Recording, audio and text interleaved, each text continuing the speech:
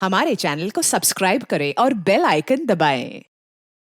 मोनिका गोम्स को पुलिस ने गिरफ्तार कर लिया है और साथ ही गिरफ्तार किया है उसके पति पॉल डी मेलो को।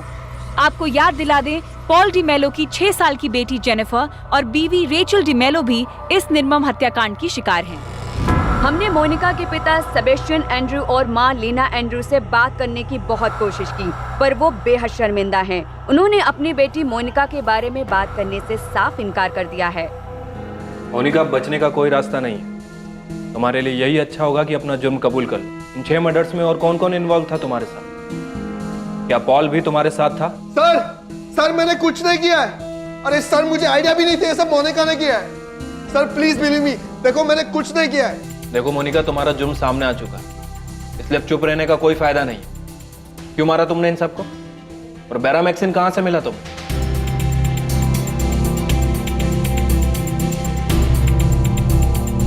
साहब, मेरे को बेरामैक्सिन के बारे में तो कुछ मालूम नहीं, पर मैं आपको कुछ और बता सकता हूं।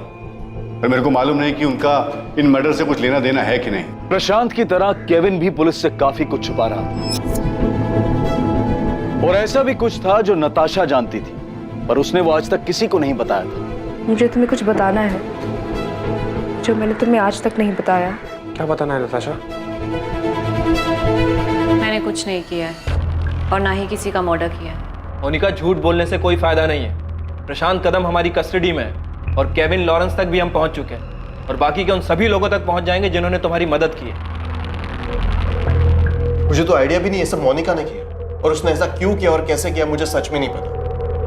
प्लीज बिलीव मी मैम, मैं सच कह रहा हूँ। इम्पॉसिबल पॉल, उसने 6 लोगों को जहर देकर मार डाला, जिसमें तुम्हारी 6 साल की बेटी जेनिफर और तुम्हारी बीवी रेचल भी थी। मैं सच बोल रहा हूँ मैडम, और हाँ, मुझे उस वक्त किसी पर भी शक नहीं हुआ, क्योंकि मेरी बेटी जेनिफर को सांस लेने में प्रॉब्लम हो रही थी, इसलिए हम उसे हॉस्पिटल लेकर गए। उसका दम घुट रहा था और वहाँ डॉक्टर या फिर किसी और ने हमें ये नहीं बताया था कि उसे जहर दिया गया। डॉक्टर क्या हुआ जेनी को? मुझे देखना उसे। आई एम सॉरी, हम उसे बचा नहीं पाए, उसकी सांस रुक चुकी थी। डॉक्टर, आप एक और बार जेनी को चेक कर लीजिए ना प्लीज, हो सकता है आपको। Paul, she is no more. Hospital लाने से पहले ही उसकी डेथ हो चुकी थी। अगर मेरी बेटी जेनिफर का मर्डर हुआ था या फिर उसे जहर दिया गया था, तो ये बात डॉक्टर को डेफिनेटली पता चलती। जो बात डॉक्टर को पता नहीं चली वो मुझे कैसे पता चलती? और जब से इन सब के बारे में पता चला है, मैं खुद शॉक में हूं। अब तो मुझे मोनिका से डर लगने लगा है। 1.5 साल में तुम्हारी बेटी और बीवी दोनों की मौत हो जाती है, तुम्हें उसमें कुछ भी अजीब नहीं लगता? क्योंकि तुम झूठ बोल रही हो। हमें पता है क्यों, क्योंकि तुम्हारा और मोनिका का अफेयर चल रहा था, इसलिए हम दोनों ने मिलकर सबको मार डाला। ये सच नहीं है मैम। मेरे कजिन फिलिप के डेथ के बाद मैं मानता हूं कि मैं और मोनिका काफी क्लोज आ चुके थे, लेकिन हमारे बीच में अफेयर जैसा कुछ नहीं था। और मोनिका ने रेचल की डेथ पर जो किया वो तो मैं सोच भी नहीं सकता। मुझे वो बात बहुत अजीब लगी और मैंने खुद मोनिका से ये सवाल भी किया। मोनिका, एक सवाल मेरे मन में बार बार आता है। क्या? कि मैंने रेचल के साथ कुछ किया है? रेचल की फ्यूनरल के वक्त तुमने उसे किस क्यों किया था?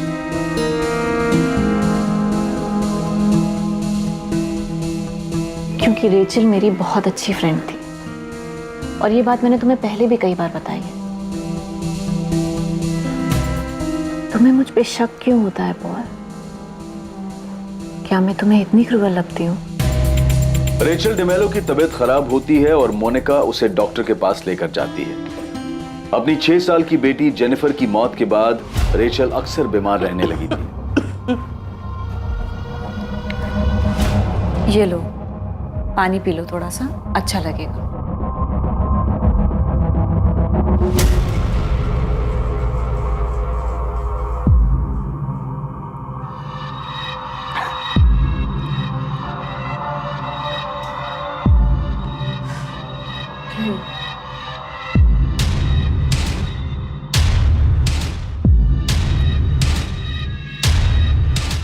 अगर मोनिका ने रेचल के साथ कुछ किया भी था तो ये बात आज सामने आई, लेकिन उस वक्त डॉक्टर को कुछ भी पता कैसे नहीं चला? अब आप बताइए मैडम, उस वक्त मैं किस पर शक करता और कैसे शक करता? एक दशक से भी ज्यादा लंबे समय के लिए जो सच जमीन के नीचे दफन थे, उसके अवशेष आज न्याय की मांग कर रहे थे। लेकिन पुलिस को इस बात का कोई सुराग नहीं मिला था कि मोनिका को बेरामैक्सिन आखिर मिला कहां से, जिससे इन 6 हत्याओं को अंजाम दिया गया था। क्या ये सारी हत्याएं मोनिका ने अकेले की थी? या फिर कुछ और लोग भी थे जो उसके इस जुर्म में सहभागी थे, ये पता लगाना मुश्किल था, क्योंकि मोनिका ने पूरी तरह से चुप्पी साध ली थी। वो कुछ कबूल करने या बताने के लिए तैयार ही नहीं थी। मोनिका के माता पिता को भी पूछताछ के लिए लाया गया। क्या उन्हें इन हत्याओं और हत्या के मकसद की जानकारी थी? केविन लॉरेंस वो आदमी था जिसे मोनिका ने पुलिस की निगरानी में होने के बावजूद पीसीओ से फोन किया था। केविन लॉरेंस इन हत्याओं के बारे में क्या जानता था और मोनिका गोम्स ने केविन लॉरेंस को कांटेक्ट क्यों किया? मोनिका को बेरामैक्सिन दिलवाने के लिए तूने कॉलेज में किसको रिश्वत दी थी? मेरे को नहीं मालूम उसे ये कहां से मिला। वो कॉलेज से लाई थी या कहीं और से। मैंने किसी को रिश्वत नहीं दी। रोना बंद कर, नाम बता। दीपक मंदार, बीरेन चैटर्जी या दोनों? दीपक, बीरेन, 2004 से लेकर अब तक के हर स्टूडेंट, हर स्टाफ मेंबर से पुलिस पता करने में लगी है कि मोनिका को बेरामैक्सिन जैसा रेस्ट्रिक्टेड केमिकल किसने दिया। सर, हमने स्टॉक की सारी डिटेल्स दे दी। जितना भी हमें पता था हमने सब बता दिया। उसके बाद भी सर आप हम पे शक कर रहे हैं? सर, हम बेवजह उस औरत के किए की सजा भुगत रहे। हमने जरा भी बेरामैक्सिन लैब के बाहर नहीं जाने दिया। हम उसकी मदद क्यों करेंगे सर? वो भी 6 लोगों के मर्डर केस में, एक सीरियस क्राइम में। मैं मानता हूं मेरा मोनिका के साथ चक्कर था। मैं ये भी मानता हूं कि मैंने उसकी मदद की है, लेकिन मर्डर में नहीं। मर्डर में नहीं तो किस में?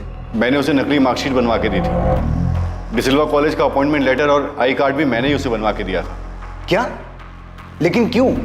डिसिल्वा कॉलेज का नकली आई कार्ड, नकली मार्कशीट, अपॉइंटमेंट लेटर, ये सब बनवाने के पीछे कोई मकसद तो होगा ना? मेरे को नहीं मालूम था कि वो इसका क्या करने वाली है। मैंने पूछा ही नहीं। प्रशांत, डिसिल्वा कॉलेज में तुम्हारी कोई अप्रोच है? एंट्री दिला सकते हो मुझे वहां? तुम्हें वहां एडमिशन लेना है? फिर से स्टूडेंट बनना चाहती हो? नहीं, लेक्चरर। लेक्चरर? मोनिका, वो साइंस कॉलेज और तुम कॉमर्स ग्रेजुएट। क्या करोगी वहां लेक्चरर बन के? तुम मुझे केमिस्ट्री की मार्कशीट्स दिलवा सकते हो? पर तुम्हें ये सब करना क्यों है? क्योंकि मैं केमिस्ट्री की लेक्चरर बनना चाहती हूँ, इसलिए।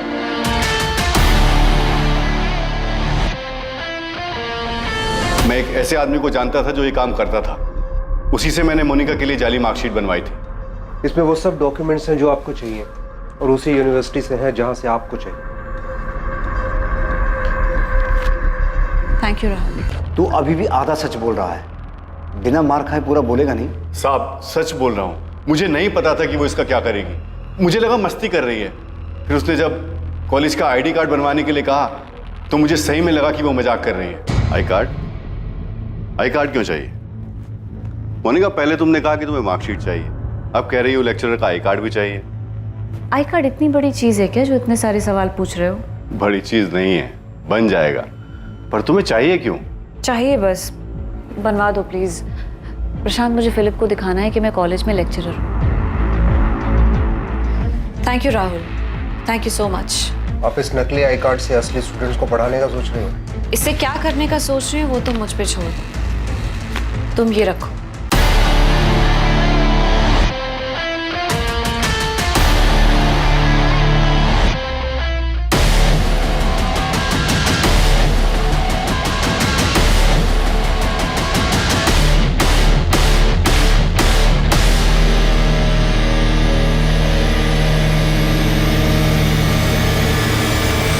फिर 2005 में मोनिका के सास के मरने की खबर आई।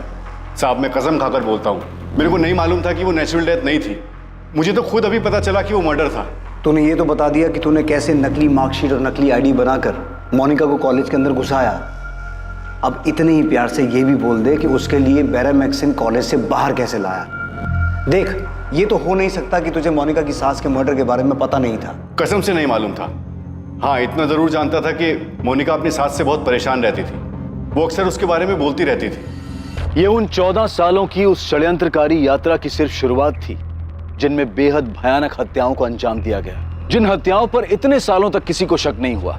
पर सच ये है कि ऐसे बहुत सारे लोग थे जिन्हें इन हत्याओं की जानकारी थी, जो जानते थे कि मोनिका दुखी है अपनी सास से, अपने हालात से। लेकिन ऐसा कैसे संभव है कि किसी को संदेह नहीं हुआ? राहुल सिंह जी, चल तेरे जेल चलने के असली डॉक्यूमेंट्स बनवाते हैं। प्रशांत कदम के इकबालिया बयान के तहत नकली मार्कशीट और आई कार्ड बनाने वाले राहुल सिंह को पुलिस ने गिरफ्तार किया। राहुल सिंह ऐसे कई चौंकाने वाले खुलासे करने जा रहा था जो अब तक प्रशांत ने भी पुलिस के सामने नहीं रखे थे। सर केविन अभी भी बार बार यही राग अलाप रहा है कि वो मोनिका को काफी टाइम से जानता है, वो सिर्फ उसका दोस्त है, उसके अलावा कुछ नहीं। लेकिन ये फोन रिकॉर्ड कुछ और ही बता रहे हैं।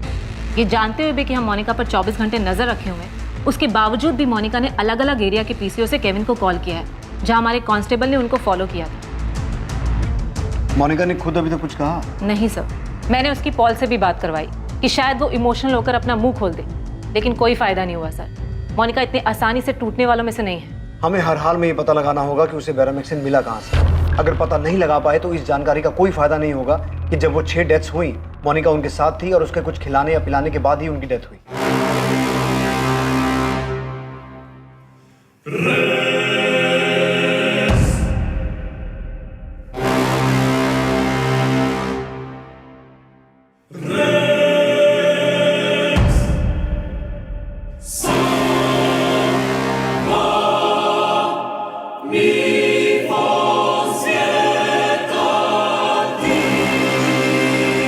मुझे लगता है कि उसे पता है कि अगर हम ये साबित नहीं कर पाए कि उसे बेरामेक्सिन कहाँ से मिला, भले ही उसने वो जहर देकर उन सबको मारा हो, तो वो बच सकती है। जब हम इस केस पर पकड़ बनाने की कोशिश कर रहे थे, मोनिका भी अपनी तैयारी कर रही थी। वो जरूर किसी से मिली है जिसने उसे अपना मुंह बंद रखने की सलाह दी है। मुंह बंद रखना, एक शब्द भी मत बोलना। उन्होंने डेड बॉडीज खोद कर निकाली है, उनसे कुछ मिल सकता है? वो इस बार इतनी आसानी से हार नहीं मानेंगे, जमीन आसमान एक कर देंगे। उन्हें पक्का कुछ न कुछ तो मिलेगा। उन्हें सिर्फ मुझ पर शक नहीं है, बल्कि वो ये मान चुके हैं कि ये सब मैंने ही किया है। देखो मोनिका, कोई भी इंसान अंजाम भुगतना नहीं चाहता है, वो भी तब जब इतने साल तक सब शांत हो और बात न उलझी हो। लेकिन अब ये बाहर आ चुके हैं और ये रुकने वाले नहीं हैं। अब इससे निपटने का सिर्फ एक ही तरीका है कि सब लोग अपना मुंह बंद रखें। खुद को बचाने की कोशिश में हाथ पैर मत मारना। सिर्फ एक काम करना है तुम्हें, मना करो, जस्ट डिनाई। और ऐसा सिर्फ तुम्हें नहीं, सब लोगों को करना होगा, तभी बच सकते हो। उसे जरूर किसी वकील से सलाह मिली है। इन कॉल रिकॉर्ड्स में किसी वकील का नंबर मिला? नहीं सर। सर, राहुल सिंह ऐसा बहुत कुछ जानता है जो हमारे काम का हो सकता है। फर्जी मार्कशीट और आई कार्ड के पीछे प्रशांत ने बहुत कुछ छुपाया है। मतलब बेरामेक्सिन मोनिका को उसी ने लाके दिया था? बेरामेक्सिन नहीं सर, लेकिन प्रशांत को पता था कि मोनिका ने अपनी मदर इन लॉ का मर्डर किया है। सर, मैंने मोनिका को फर्जी मार्कशीट, अपॉइंटमेंट लेटर और आईडी कार्ड बना के दिया था, पर यह सिलसिला यहाँ नहीं रुका। नहीं रुका मतलब? मोनिका की सास के मरने के बाद प्रशांत भाऊ ने उसे फिर एक बार मेरे पास भेजा था। और इस बार क्या बनाया तूने?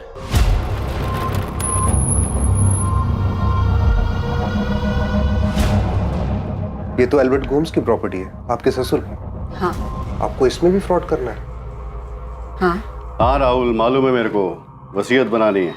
प्रशांत भाऊ, आपको पता है ना ये सारी प्रॉपर्टी करोड़ों की होगी। चिंता मत कर, उसमें तेरा भी थोड़ा सा हिस्सा है। वो ये वसीयत जिस भी काम के लिए बनवा रही है उसकी रजिस्ट्री करवानी पड़ेगी, आपको पता है ना ये बात? उसकी चिंता तू क्यों करता है, मैं हूं ना इधर। तू बस वसीयत बना। मेरे father in law Albert Gomes के साइन फॉर्ज करने पड़ेंगे और विल में उनके बाद प्रॉपर्टी 2 लोगों को जाएगी, मेरे पति फिलिप गोम्स को और उनकी पत्नी मोनिका गोम्स को, यानी मुझे। सर, वो विल जाली थी। इस बात पे फिलिप के भाई जॉर्ज को पहले ही शक था कि विल फर्जी है। चल, अच्छा हुआ कि ये बात सामने भी आ गई। अब ये बता कि मोनिका को बेरामेक्सिन किसने दिलवाया, कहां से मिला? क्या प्रशांत था वो? सर, मुझे सच में इसके बारे में कुछ नहीं पता। मैं प्रशांत भाऊ के लिए सिर्फ फर्जी डॉक्यूमेंट बनाने का काम किया करता था। पहले मोनिका अपनी सास मारे गोम्स का मर्डर करती है और उसके बाद फर्जी विल बनवाती है और उसके बाद वो अपने ससुर एल्बर्ट गोम्स का मर्डर करती है और उनके मरने के तुरंत बाद वो फर्जी विल सामने आती है और उसके बाद वो अपने हस्बैंड फिलिप का भी मर्डर करती है। और जैसा कि नताशा और जॉर्ज ने बताया कि फिलिप के मर्डर के बाद दोनों खुशी खुशी सारी प्रॉपर्टी मोनिका के नाम कर देते हैं। अब इन सबको तोड़ना होगा। नताशा और जॉर्ज को बुलाओ, मोनिका के पेरेंट्स को भी बुलाओ। अब मोनिका का खेल खत्म हो चुका है, उसके चेहरे से नकाब हटाने का वक्त आ गया है। मैंने मोनिका की जिस काम में हेल्प की थी वो मैंने आपको सब बता दिया है। इसके अलावा ना मैंने कुछ किया है और ना ही मुझे कुछ पता है साहब। तेरी बकवास बहुत सुन ली प्रशांत। अब जब तक तू ये नहीं बताएगा कि तूने मोनिका को बेरामेक्सिन कहाँ से लाके दिया था, हम मोनिका के हर मर्डर में तुझे उसका भागीदार बनाएंगे और तू जेल से कभी बाहर नहीं आ पाएगा। इस बात की गारंटी मैं तुझे देता हूँ। हम सिर्फ दोस्त हैं। हाँ, कुछ साल पहले तक हमारा अफेयर था, लेकिन अब ऐसा कुछ भी नहीं है। उसने मुझसे कुछ सलाह लेने के लिए मुझे फोन किया था। अब मैं तुझे एक सलाह देता हूँ, कान खोल के सुन। मोनिका को बचाने के चक्कर में मत रहे। मोनिका तो बहुत लंबा अंदर जाएगी और साथ में तू भी जाएगा। मैं सच बोल रहा हूँ सर, अब हम सिर्फ दोस्त हैं। मेरा इस केस से कोई मतलब नहीं है। मेरे हस्बैंड केविन का इन मर्डर से कोई लेना देना नहीं है। वो किसी को नहीं मार सकते। अगर मोनिका कोई सलाह मांगने के लिए उन्हें फोन करती है तो इसका मतलब ये तो नहीं है ना कि इन मर्डर्स में उन्होंने उसकी हेल्प की है। मिसेस मार्गरेट लॉरेंस, जब से ये केस खुला है तब से मोनिका ने एक बार नहीं बल्कि आपके पति को 4 बार अलग अलग पीसीओ से कॉल किया है। क्यों? अब ऐसा क्या हो गया कि हर दूसरे दिन सलाह लेनी पड़ती है? दरअसल आपका पति झूठ बोल रहा है, सच छुपा रहा है वो। और हम श्योर है कि इन सब मर्डर में आपके पति को सिर्फ मालूम ही नहीं बल्कि इन सब मर्डर्स में उसने मोनिका की मदद भी की। सर, हम मोनिका को तोड़ने की पूरी कोशिश कर रहे हैं, लेकिन हर बार वो यही कह रही है कि उसने कुछ नहीं किया। जाहिर सी बात है, वो जानती है कि हम उसे तब तक दोषी साबित नहीं कर पाएंगे जब तक बैरामैक्सिन की सोर्स को ट्रैक नहीं कर लेते। बैरामैक्सिन के मामले में अभी तक कोई लीड नहीं मिली? नहीं सर, कॉलेज से तो कुछ नया सामने नहीं आया है, लेकिन प्रशांत और केविन है हमारे पास और मुझे यकीन है कि ये काम इन दोनों में से ही किसी का है। प्रफुल्ल, इस मोनिका ने किस लेवल की प्लानिंग की? ये सामने आने के बाद भी कि कॉलेज में वो फर्जी तरीके से घुसी थी, हम अभी तक पता नहीं लगा पा रहे हैं कि वो केमिकल उसके पास आया कहां से। सर, ये मोनिका बहुत शातिर औरत है, बहुत शातिर।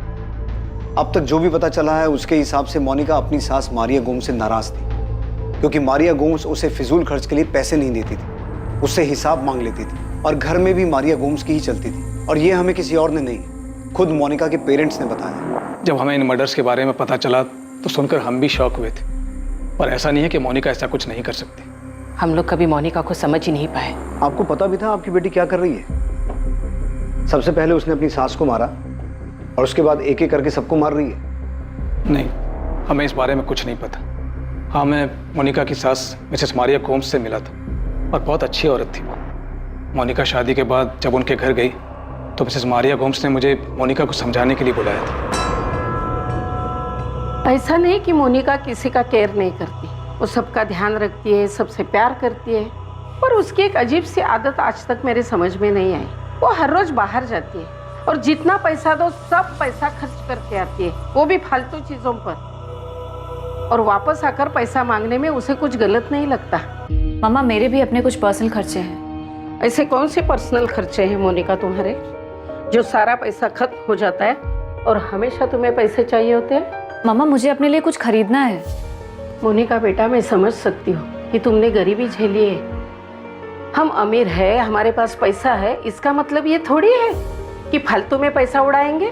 सॉरी बेटा, तुम्हें अपनी आदत ठीक करनी होगी। अब मैं तुम्हें और पैसा नहीं दूंगी। फिलिप, मुझे अच्छा नहीं लगता, बहुत शर्म आती है। हर छोटी से छोटी चीज के लिए मुझे मामा के सामने हाथ फैलाने पड़ते हैं। मोनिका, तुम एक काम करो, ये थोड़े पैसे रख लो। फिलिप, मुझे पैसे नहीं चाहिए। मैं बस तुमसे ये कहना चाहती हूँ, क्या मेरा खुद का बैंक अकाउंट, अपना कार्ड नहीं हो सकता क्या? क्यों मैं हर रोज मम्मा के सामने? मोनिका, यानी मम्मा इस घर की बॉस है। कौन कब कैसे कितने खर्च करेगा ये वही डिसाइड करती है। सिर्फ तुम्हारे लिए नहीं, नताशा के लिए भी एक फिक्स्ड पॉकेट मनी है, वो भी बिना सोचे समझे खर्च नहीं कर सकती। ये ठीक नहीं है फिलिप। मैं हर रोज छोटी छोटी चीजों के लिए मम्मा से नहीं पूछ सकती। तुमसे कुछ कहो तो कहते हो मम्मा से जाके पूछो।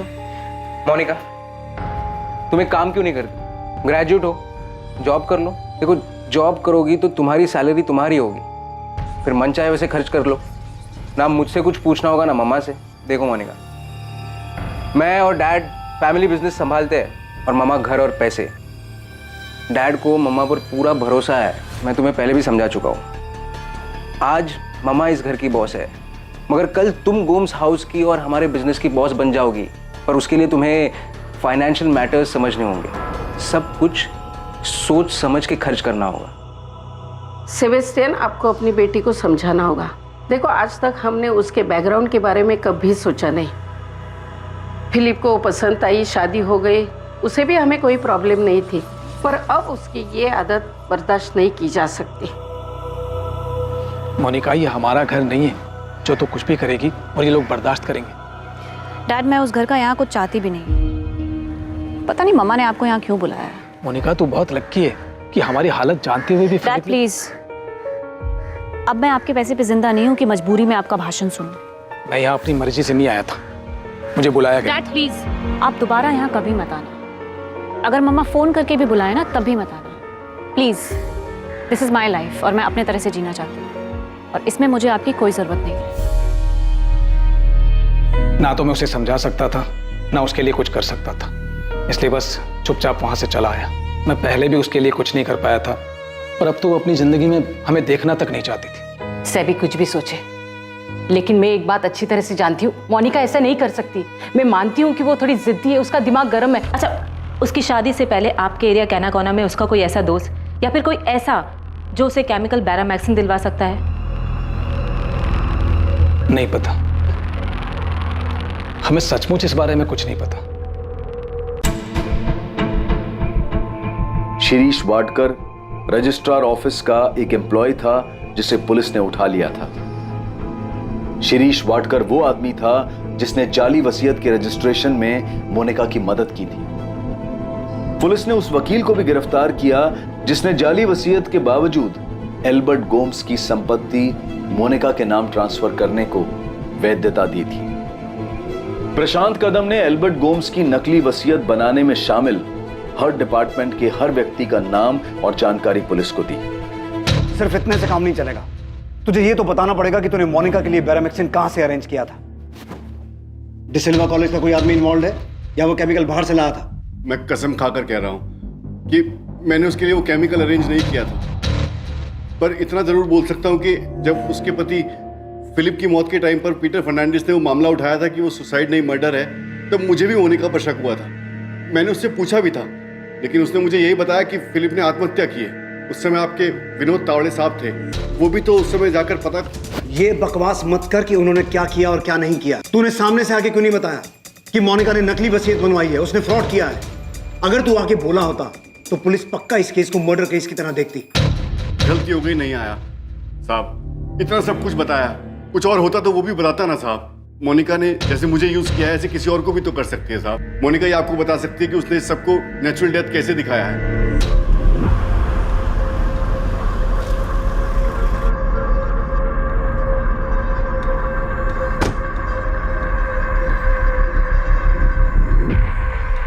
जेम्स कैसा है? वो सब फेस कर पा रहा है? नहीं, वो ठीक नहीं है, एकदम चुप हो गया है वो। जब से पुलिस ने मोनिका को गिरफ्तार किया है तब से वो सबसे दूर रहने लगा है, किससे बात नहीं करता। 16 साल का है, इतनी सी उम्र में ये सब। मैंने उसको कितनी बार पूछा कि वो अपनी मम्मा से बात करना चाहता है, लेकिन उसने कोई जवाब ही नहीं दिया। तुम उस दिन कुछ बोल रही थी, कुछ बताना चाह रही थी, क्या बात है? मुझे लगता है मोनिका ने मुझे भी मारने की कोशिश की थी। कभी? इन्हीं दिनों? नहीं, मम्मा के डेथ के बाद उस रात डैड, फिलिप, मैं और मोनिका डिनर कर रहे थे। इतने सालों बाद अब ये बात कितनी अजीब लग रही है कि कैसे मम्मा के डेथ के बाद मोनिका ने पूरा घर संभाल लिया। डिनर भी वो खुद ही टेबल पे लगाती थी। उस रात डिनर के बाद मुझे बहुत उल्टी हुई थी।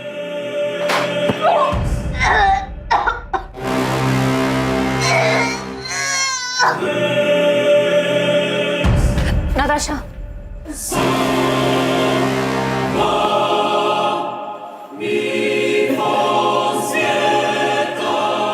तुम ठीक हो ना? जॉर्ज, मुझे लगता है कि उस दिन मोनिका ने मुझे भी मारने की कोशिश की थी। और मम्मा अपने डेथ से 1 महीने पहले बहुत बुरी तरह से बीमार पड़ी थी। उनको इतनी बुरी फूड पॉइजनिंग हुई थी कि 1 महीने तक वो अपने बेड से उठ भी नहीं पाई थी। और उसके 1 महीने बाद मम्मा को हार्ट अटैक आ गया और उनकी डेथ हो गई। जॉर्ज, मुझे लगता है कि वो हम सबको मार देना चाहती है। शायद मैं इसलिए बच गई क्योंकि मेरी शादी हो गई और मैं गोंदवाला छोड़ के यहाँ पे आ गई, और तुम तो इंडिया में थे ही नहीं। ये सब उसने प्रॉपर्टी के लिए किया, यही बताया ना उसने पुलिस को? जॉर्ज, अब तक उसने कुछ नहीं बताया। प्रशांत कदम नाम का कोई आदमी है जिसके साथ मिलकर उसने ये फ्रॉड किया था, लेकिन पुलिस अब तक पता नहीं लगा पाई कि वो केमिकल मोनिका को कहाँ से मिला था। तो उसने फिलिप से पैसे के लिए शादी की। फिलिप को ऐसी लड़की से कैसे प्यार हो गया? उसे पहले कुछ दिखा क्यों नहीं? अब तो मुझे यकीन हो गया कि मोनिका ने इससे पहले भी मर्डर किए होंगे। डिसिल्वा कॉलेज जाना, वहां प्रोफेसर होने और पढ़ाने का ढोंग करने के पीछे मोनिका का एक खास मकसद था। एक तरफ एल्बर्ट गोम्स की जायदाद के कागजात में धोखाधड़ी करने के लिए मोनिका ने प्रशांत के साथ अपने नाजायज रिश्ते को इस्तेमाल किया, और वहीं दूसरी तरफ मोनिका कॉलेज लाइब्रेरी में बहुत शिद्दत से पढ़ाई कर रही थी, रिसर्च कर रही थी। मोनिका बेहद चालाकी से अपनी चाल चल रही थी। वो इस बात की भनक तक किसी को नहीं लगने दे रही थी कि वो कब, कहां है किससे मिल रही है और क्या कर रही है। केविन, ये तुम्हें इतनी आसानी से नहीं छोड़ेंगे। कह रहे हैं कि तुम्हारे रिमांड की मांग करेंगे क्योंकि तुम कोऑपरेट ही नहीं कर रहे हो। केविन, तुमने क्या किया और क्यों किया है? तुम्हें पता है तुम्हारी वजह से बच्चों को स्कूल में कितना कुछ झेलना पड़ रहा है। न्यूज़ चैनल्स में, न्यूज़पेपर्स में, हर जगह बस इसी केस की बात चल रही है। केविन, क्या सच में उन 6 लोगों के मर्डर्स में तुमने मोनिका की हेल्प की है? केविन, तुम्हें सिर्फ अपना मुंह बंद रखना है, शांत रहने की जरूरत है। कुछ भी हो जाए हाइपर मत हो। मोनिका, हर न्यूज़पेपर में, हर चैनल में सिर्फ इसी केस की बात हो रही है। अब तुम बच नहीं सकती, अब तुम गई। केविन, इतना याद रखना, अगर मैं गई तो तुम भी नहीं बचोगे। 24 घंटे ये लोग मेरा पीछा कर रहे हैं, लेकिन फिर भी मैं नहीं डर रही, इसलिए तुम्हें भी घबराने की कोई ज़रूरत नहीं। बस शांत रहो और अपनी नॉर्मल लाइफ जियो जैसे मैं जी रही हूँ। मैंने बात की है, हमारा शांत रहना और चुप रहना ही हमें बचा सकता है, इसलिए कुछ भी हो जाए अपना मुंह मत खोलना, शांत रहना, समझे? पर हाँ, मुझे मेरे फ़ोन पर कभी कॉल मत करना। मैं तुम्हें पीसीओ से इसलिए कॉल कर रही हूँ क्योंकि मुझे तुम्हारी फिक्र है। I love you Kevin, take care. Kevin, ये तुम्हें नहीं छोड़ेंगे। तुम प्लीज जो भी जानते हो उन्हें बता दो, प्लीज। मार्गरेट, मुझसे एक गलती हुई और उस गलती की वजह से इस मोनिका ने मुझे ट्रैप कर लिया है। केविन, अब छुपाने से या चुप रहने से कोई फायदा नहीं है। मुझे नहीं पता तुमने क्या किया और क्यों किया, लेकिन जो भी किया है ना, उसकी वजह से हमारी फैमिली सफर कर रही है। पुलिस को पता है कि तुम इन मर्डर्स में इन्वॉल्व हो, वो तुम्हें यहाँ से जाने नहीं देंगे। इसलिए तुम्हारे लिए यही अच्छा होगा कि तुम उनको सब सच बता दो। मैं मोनिका को उसकी शादी के पहले से जानता था, हम दोनों का अफेयर था। फिर उसकी शादी हो गई, उसकी शादी के बाद हम लोग दोबारा मिले और फिर से सब कुछ शुरू हो गया। लेकिन उस समय मुझे ये नहीं पता था कि ये ऐसे खत्म होगा। केविन, मुझे तुम्हारी लव स्टोरी में कोई इंटरेस्ट नहीं। मुझे सिर्फ ये जानना है कि तुमने मोनिका की क्या और कैसे मदद की, टू द पॉइंट। मैं यकीन के साथ कह सकता हूँ कि वो बेरामैक्सिन तूने उसे लाके दिया था। सच बोल रहा हूँ ना?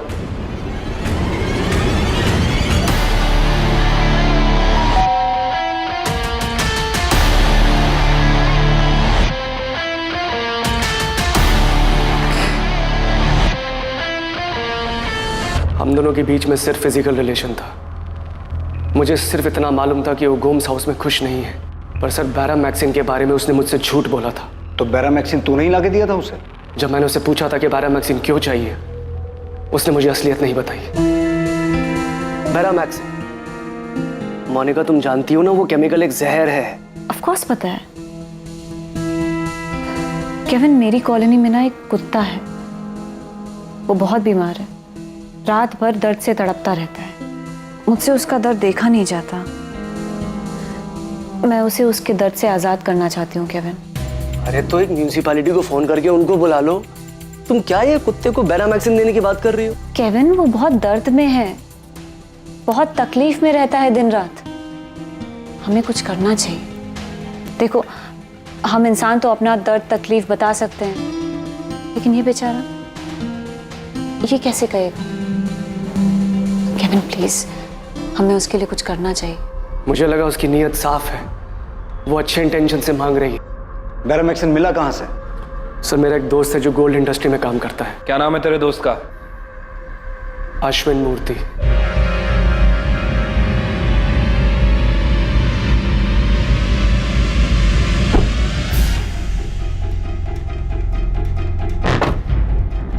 केविन, तूने जितना मांगा था उतना ही लाया हूं, पर थोड़ा ध्यान से। जहर ही। ऑफ कोर्स अश्विन, मुझे पता है जहर है। वैसे तू इसका करेगा क्या? क्यों चाहिए तुझे? अरे मुझे नहीं, मेरे एक दोस्त को चाहिए।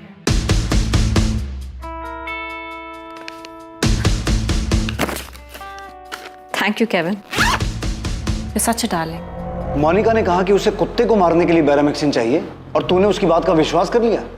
मोनिका ने 11 साल में 6 मर्डर किए हैं। उसने पहले तो उससे इतनी मात्रा में बेरामैक्सिन ले लिया था कि बाकी के लोगों को मार सके।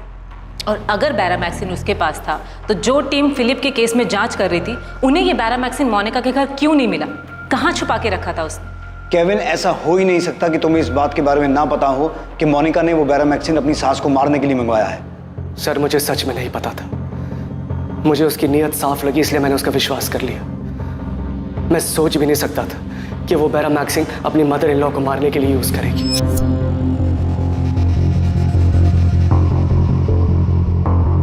तो तुम्हें इस बात का पता था कि उसने जहर देकर अपनी सास को मारा है ना? केविन, तुम्हें यह भी पता था कि अपनी सास को मारने के बाद बाकी लोगों को भी एक एक करके वो मारने वाली है ना? सर मैं फंस गया था उसके जाल में। मोनिका द्वारा की जाने वाली हर एक हत्या की जानकारी पहले से थी। यहां तक कि यह जानकारी भी पहले से थी कि मोनिका का अगला शिकार कौन होगा, अगली हत्या किसकी होने जा रही थी। ये सारी हत्याएं बहुत ही सोची समझी साजिश के तहत की गई थी। जब मारिया गोम्स मरी थी, मरी नहीं थी, मारी गई थी। मारिया गोम्स का मर्डर हुआ था केविन। हाँ, जब मारिया गोम्स का मर्डर हुआ था तब मेरा उस पर ध्यान गया। मुझे समझ में आ गया कि मोनिका ने ही कुछ गड़बड़ करी।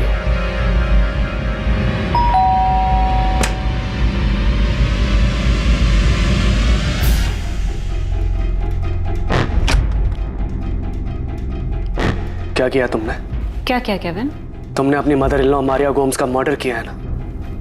मैंने उन्हें नहीं मारा। नहीं मारा? ठीक है, मैं ना अभी पुलिस को फोन करके अभी उनसे बात करता हूँ। केविन, तो ऐसा नहीं करो। क्यों? ठीक है, नहीं करूंगा। मुझे अभी इसी समय सारा का सारा सच जानना है। तुझे मारिया गोम्स की डेथ पर अचानक मोनिका पे शक हो गया? तूने 2+2 किया और तुझे समझ में आ गया कि उसी ने अपनी सास का मर्डर किया है? अचानक नहीं, जब मोनिका ने मुझसे बैरामैक्सिन मंगवाई थी उसके कुछ ही समय बाद मारिया गोम्स को फूड पॉइजनिंग हुई और मरने से लगभग 1 महीना पहले तक वो बेड पर थी। मुझे तभी शक हो गया था कि मोनिका ने कुछ गड़बड़ करी है और मारिया की डेथ के बाद यकीन हो गया। तभी शक हो गया था मुझे जब उनकी तबीयत खराब हुई थी, लेकिन मैंने तब तुम्हें कुछ नहीं कहा था। लेकिन उनकी डेथ के बाद मुझे पूरा यकीन हो गया है कि तुम। हाँ, मैंने उन्हें मारा है। उन्हें मारने के लिए मैंने तुमसे बैरामैक्सिन मंगवाया था। तो तुमने मुझसे झूठ बोला था। मैं तुम्हारे इस क्राइम में ना तुम्हारा हिस्सेदार नहीं बन सकता। Kevin, listen. केविन प्लीज मुझे समझने की कोशिश करो।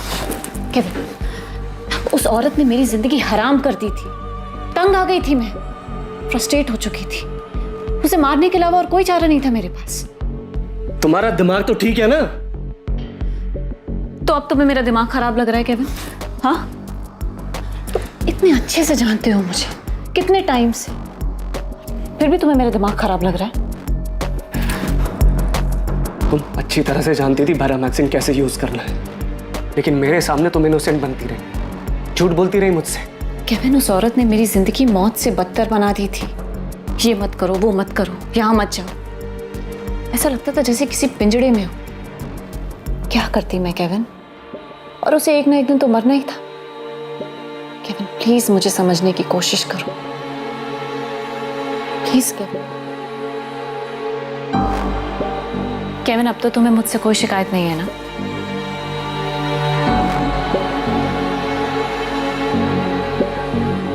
केविन, तुमने मेरी सिर्फ मदद नहीं की है, बल्कि मेरी जिंदगी आसान कर दी है। वो सब दिया है जो मैं चाहती हूँ। मैं बेवकूफ था सर, जो उसके जाल में फंस गया।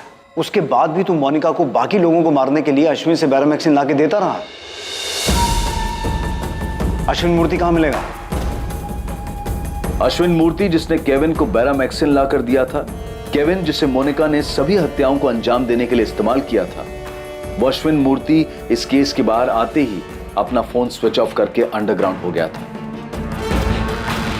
अश्विन के परिवार पर दबाव डालकर आखिरकार पुलिस उसका ठिकाना जानने में सफल रही और मुंबई के उस होटल में पहुंच गई जहां अश्विन छुपा बैठा था।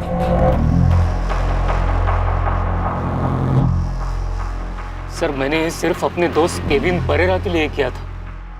मुझे कुछ भी आइडिया नहीं था क्या चल रहा है। मैंने केविन से कहा भी था कि इसका गलत इस्तेमाल मत करना। 11 साल में 6 मर्डर हो गए अश्विन, और हर बार ये केमिकल तूने ही सप्लाई किया था।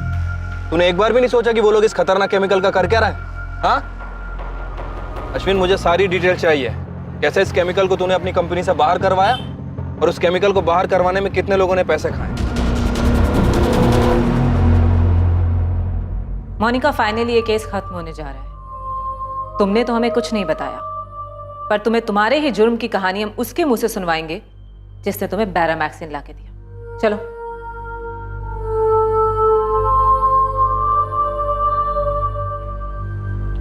बैठो मोनिका। तुम कुछ भी बताने से मना कर रही थी, पर सुन तो सकती हो, याद कर सकती हो 11 साल में तुमने कितने मर्डर्स किए, किस किस को मारा। केविन, मोनिका ने जो दूसरा मर्डर किया अल्बर्ट गोम्स का, उसकी कहानी तुम मोनिका को सुनाओगे। Come on.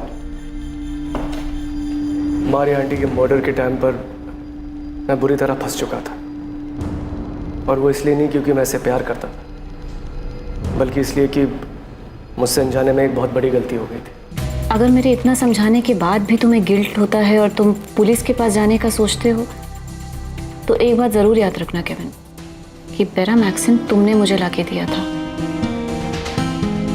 केविन, हम ये सब भूल कर आगे बढ़ते हैं, क्योंकि किसी को पता नहीं लगने वाला है कि मारिया की मौत कैसे हुई। एक मर्डर में फंसने के बाद मैं आगे वापस फंसने वाला था।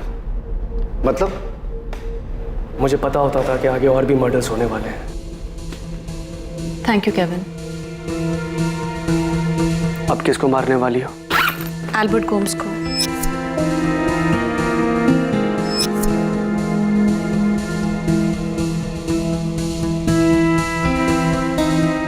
अब किसकी बारी है? फिलिप। फिलिप? फिलिप क्यों? मोनिका, तुम्हें जो चाहिए था तुम्हें मिल गया है ना, तो फिर उस बेचारे।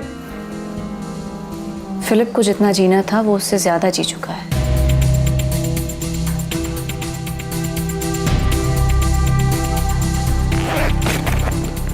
Uncle Peter.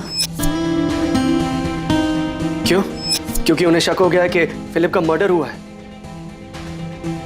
वो शक कब का धूल चाट चुका है केविन। पुलिस भी शांत बैठी है, पर अंकल पीटर ही हैं जो दीमक की तरह से कुरेद रहे हैं। वो ना ही चुप होने को तैयार है, ना ही मानने को कि फिलिप ने सुसाइड किया है।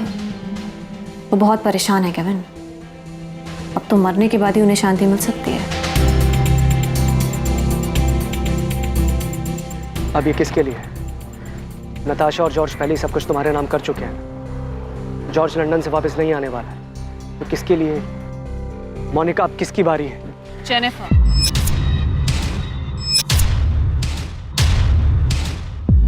Monika, are you out of your mind? Jennifer, Jennifer D'Mello, उस बच्ची की क्या गलती है? Bye Kevin. आखिरी बार तो मैंने इससे पूछा भी नहीं, क्योंकि मुझे पता था कि अब जेनिफर की माँ रेचल की बारी है, और वही हुआ। मोनिका, तुमने ये कैसे पता किया कि कितनी मात्रा में बैरामैक्सिन देना है, जिससे कि डॉक्टर या कोई भी ये पकड़ ना पाए कि मरने वाले को जहर दिया गया है? मोनिका, तुम्हारा खेल खत्म हो चुका है। अब चुप रहने का या कुछ भी छुपाने का कोई फायदा नहीं है। मैंने इसके बारे में बहुत रिसर्च किया था, पढ़ाई की थी। तो इन लोगों से पहले भी किसी को ये जहर दिया था? जैसा कि केविन ने बताया कि तुम्हें अपने कॉलोनी के कुत्ते के लिए भी बैरामैक्सिन चाहिए था। पहले भी मैंने इसे अपनी मदर इन लॉ को ही दिया था। वो बस क्वांटिटी में थोड़ा मिसकैलकुलेशन हो गया था, इसलिए बच गई, सिर्फ बीमार पड़ी। और ये गलती तुमने अगली बार नहीं की। एकदम सही मात्रा में बैरामैक्सिन दिया, जिससे वो मर गई और किसी को पता भी नहीं चला। मुझसे गलती सिर्फ एक बार हुई थी। एक नहीं, 2 बार। दूसरी बार तुमसे ये गलती तब हुई जब तुमने नताशा को मारने की कोशिश की।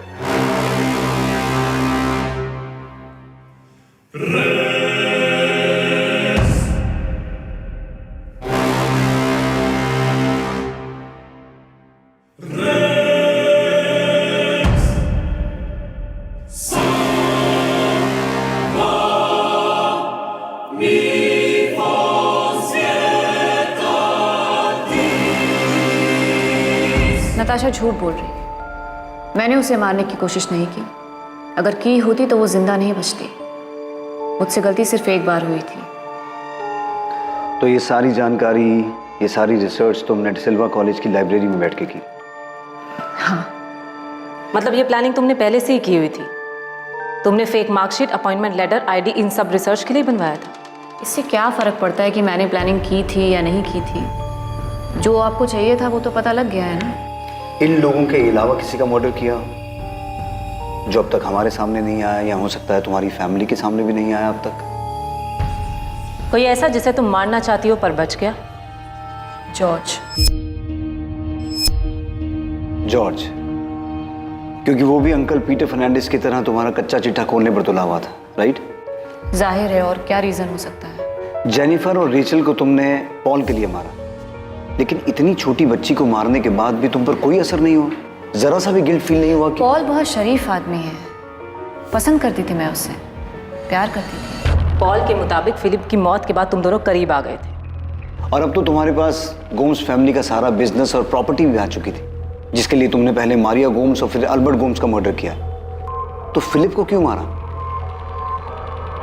और अब तो तुम्हारे पास गोम्स फैमिली का सारा बिजनेस और प्रॉपर्टी भी आ चुकी थी, जिसके लिए तुमने पहले मारिया गोम्स और फिर अल्बर्ट गोम्स का मर्डर किया। तो फिलिप को क्यों मारा? मोनिका, तुम रोज कहाँ जाती हो? कॉलेज जाती हूँ फिलिप, और कहाँ जाओगे? पिछले एक हफ्ते से तुम कॉलेज नहीं गई हो, क्या हुआ? सरप्राइज हो गई ये सुनकर कि मैं जानता हूँ? तो तुम मेरा पीछा करते हो, नजर रखते हो मुझ पे? तुमने मेरे सवाल का जवाब नहीं दिया। तुम रोज कहाँ जाती हो? कुछ काम से जाती हूँ। कैसा काम? ऑर्चर्ड से रिलेटेड काम था, और काजू की सप्लाई के लिए कुछ लोगों से मिलना था। झूठ बोल रही हो तुम, तुम्हारा अफेयर चल रहा है, उसी से मिलने जाती हो रोज तुम। मोनिका, मुझे सब पता है, ऐसा मत समझो मैं खत्म हो चुका हूं, मुझे कुछ समझ नहीं आ रहा, मैं सब देख रहा हूं, बहुत कुछ जानता हूं, बहुत देख चुका हूं। फिलिप हर चीज में नाक अड़ाने लगा था, मैं नहीं चाहती थी कि उसे और कुछ पता लगे, इसलिए मार दिया।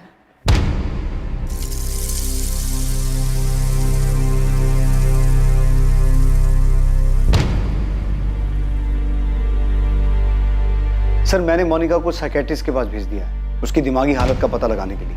मुझे वो बिल्कुल नॉर्मल नहीं लगी, वो शायद अपना मानसिक संतुलन खो चुकी है। वो इन मर्डर्स के बारे में इतने आराम से बात कर रही थी जैसे उसने कुछ किया ही ना हो। उसे अपने किए का जरा सा भी पछतावा नहीं। उसने बड़े आराम से बताया कि वो जॉर्ज को भी मारना चाहती थी, लेकिन वो बच गया। केविन और अश्विन मूर्ति के अलावा उस तक बैरामैक्सिन पहुंचाने में और लोग भी शामिल हैं। 6 मर्डर हुए हैं, वो भी इतनी शांति से, इतनी प्लानिंग से कि 14 साल सामने नहीं आए। इसका मतलब कुछ और लोग भी शामिल होने चाहिए। प्रशांत कदम और राहुल सिंह भी हैं, जिन्होंने marksheet, ID card, appointment letter और अल्बर्ट गोम्स की नकली विल बनाने में मोनिका की मदद की थी। प्रशांत कदम और राहुल सिंह भी अपने बयान पे अड़े हुए हैं कि उन्हें इन मर्डर्स के बारे में कुछ नहीं पता, और मोनिका ने भी ऐसा कुछ बताया नहीं कि इन दोनों का मर्डर से कोई वास्ता है। लेकिन मुझे यकीन है सर कि नकली कागजात बनाने के अलावा प्रशांत का इनमें हाथ है। हमने उन लोगों को भी गिरफ्तार कर लिया है जिन्होंने अल्बर्ट गोम्स की नकली विल को रजिस्टर करवाने में मोनिका की मदद की थी। अगर और कोई भी इसमें इन्वॉल्व है तो हम मोनिका से उसके नाम का पता करवा लें। साइकेट्रिस्ट के रिपोर्ट के बाद उसे फिर से अपनी कस्टडी में ले लो। केविन लॉरेंस और अश्विन मूर्ति पर भी सख्त से सख्त चार्ज लगाओ। वो दोनों जानते थे मोनिका को रोक सकते थे, उल्टा उसके साथ शामिल हो गए, और उस औरत ने 6 लोगों को मार दिया।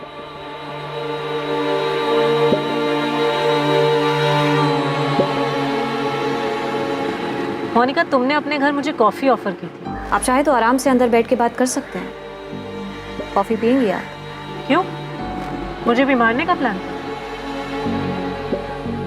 सर, हम श्योर पॉल भी इन्वॉल्व है इसमें। मोनिका ने उसके साथ मिलकर किया होगा। पर जॉर्ज, हमें ऐसा कुछ भी पता नहीं चला, और मोनिका उन लोगों में से नहीं है जो किसी और को बचाने के लिए खुद सूली पे चढ़ जाए। हमने उससे कई बार पूछा, लेकिन उसने एक बार भी पॉल का नाम नहीं लिया। हमारे घर में हमारे आंखों के सामने इतना सब कुछ हो रहा था, हमें पता कैसे नहीं चला? इस सवाल का जवाब तो आपको खुद ही ढूंढना होगा नताशा। दरअसल एक बहुत बड़ी चूक हमसे भी हुई है। जब फिलिप की बॉडी में से बैरामैक्सिन के ट्रेसेस मिले थे और पीटर फर्नांडिस ने इसका मुद्दा भी बनाया था, अगर इस केस को सीरियसली लिया जाता तो पीटर फर्नांडिस, जेनिफर और रेचल को बचाया जा सकता था। मोनिका की मेंटल कंडीशन ठीक है? 6 मर्डर किया है उसने, कोई गिल्ट नहीं। हमारे साइकेट्रिस्ट ने उससे बात की है, कई सेशन भी हुए हैं, पर स्ट्रेंजली हमारे डॉक्टर का कहना है कि मोनिका के केस में सब कुछ नॉर्मल है। डॉक्टर को उसके सारे रिस्पॉन्सेज नॉर्मल लगे। Monica is not a psychopath, उसे कोई मानसिक बीमारी नहीं है। तो फिर वो औरत है क्या? 6 मर्डर किया उसने, उसमें से एक 6 साल की छोटी सी बच्ची थी।